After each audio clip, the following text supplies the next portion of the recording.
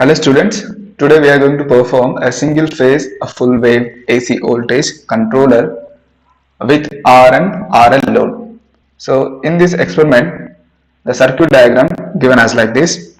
So here it is, the input AC voltage is feeding from a 230 volts and 50 Hz frequency.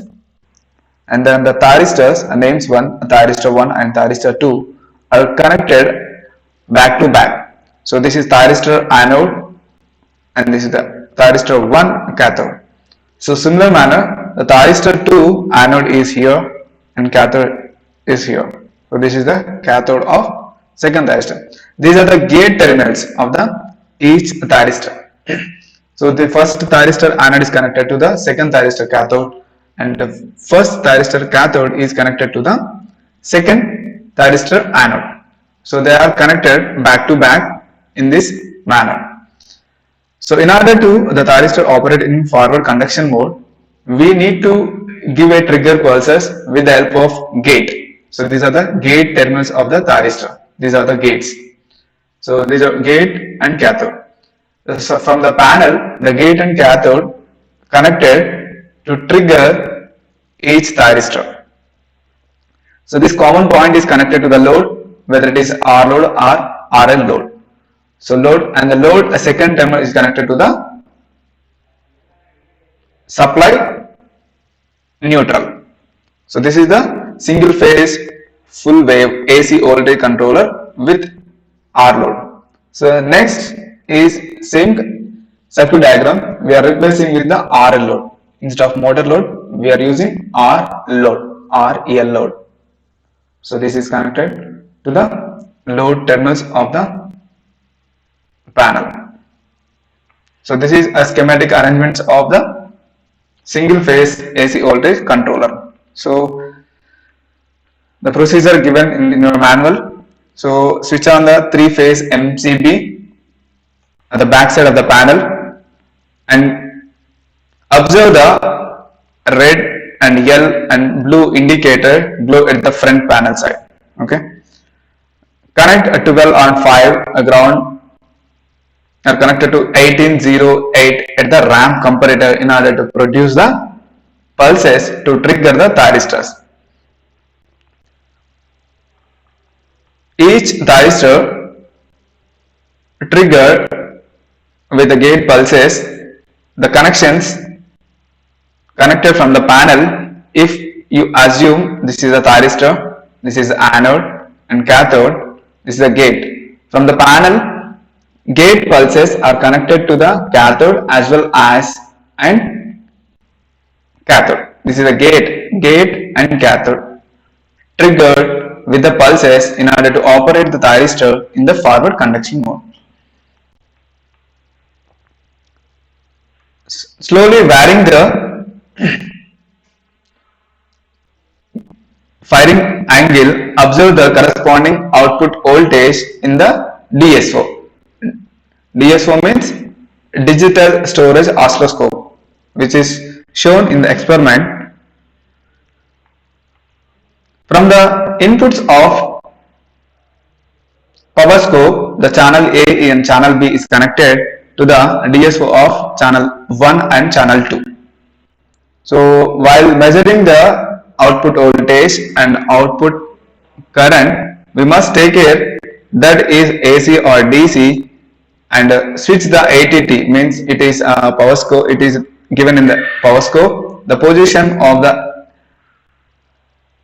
coupling, the switching coupling position at AC or DC depends upon the experiment. So in our experiment, the output voltage is AC, we must take the switch is keeping at AC position. So this is the tabular form. We need to note down the corresponding values. This is the firing angle. This is the average value of the voltage which is measured in theoretically and practical average voltage. So time period for the measured in milliseconds. Theoretical and practical values of the RMS voltages. Note down in this tabular form. So note down as well as the R load and RL load the corresponding equations given in here. So for the R load, the output RMS voltage is Vs into 1 upon pi of pi minus alpha plus sine 2 alpha upon 2 whole power 1 by 2. For RL load also is given V RMS is equal to Vs into 1 upon pi into beta minus alpha plus sine 2 beta minus sine 2 alpha upon 2 whole power 1 by 2. So this is for RL load.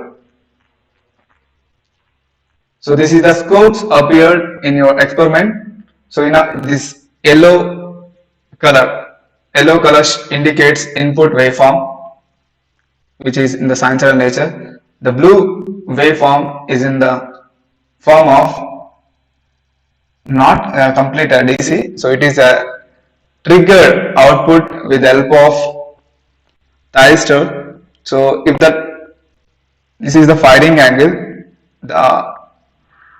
for the R load it follows input but appear as like this.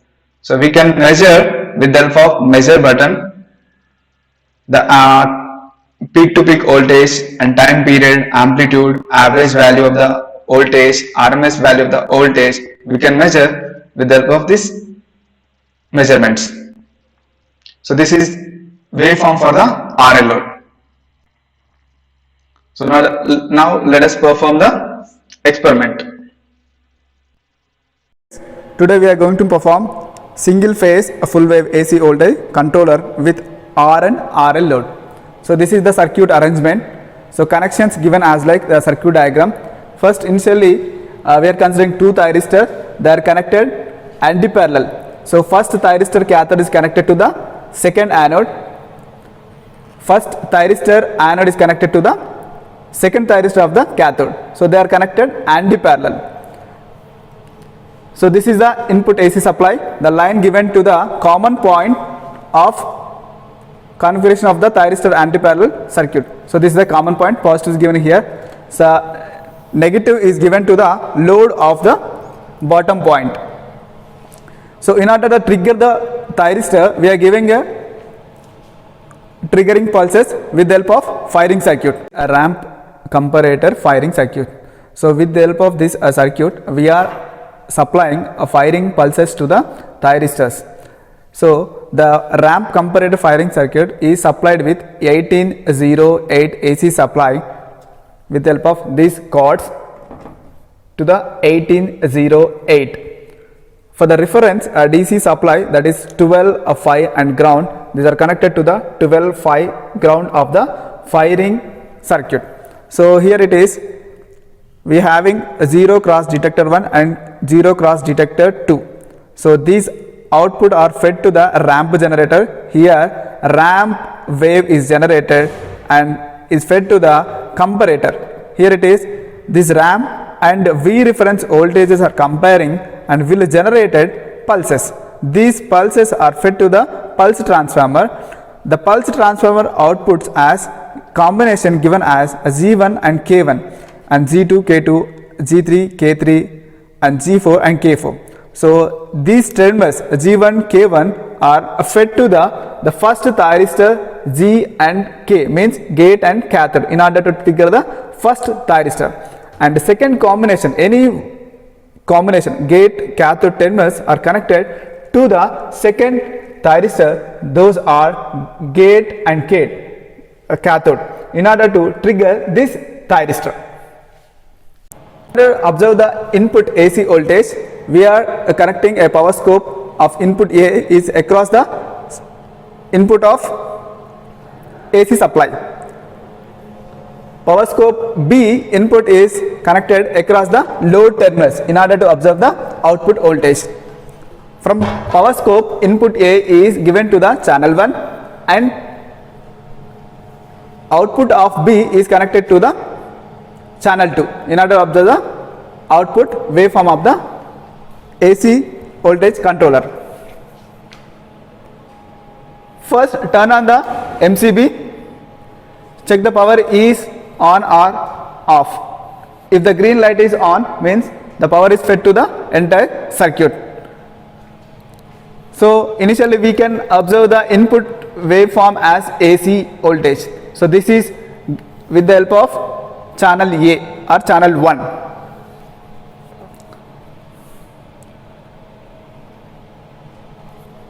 Slowly varying the firing angle, we can observe the output waveform variations. Similarly, we can observe the load voltage variations. The firing angle is 0 at the time the voltage is high. The firing angle, if you consider 30 degrees, the corresponding waveform we can observe in the blue line. If you turn off the channel 1, we can clearly see the output waveform. So the firing angle varies, we can vary the output with the help of firing angle. So this is for R load.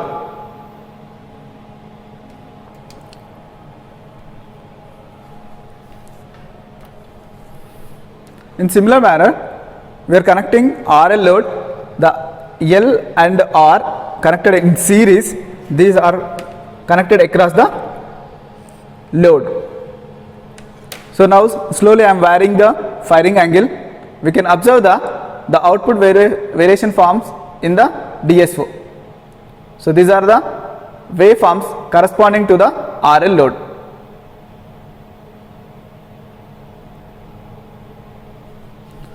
So in the output form, we can clearly observe the inductance effect in the every off cycle.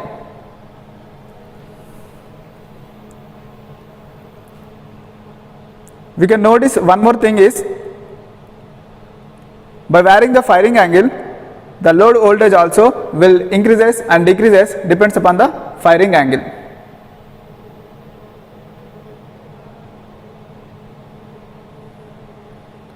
So with this we are finished with RL load of this experiment. So after finishing this experiment, turn off the MCB of this main circuit panel. Thank you.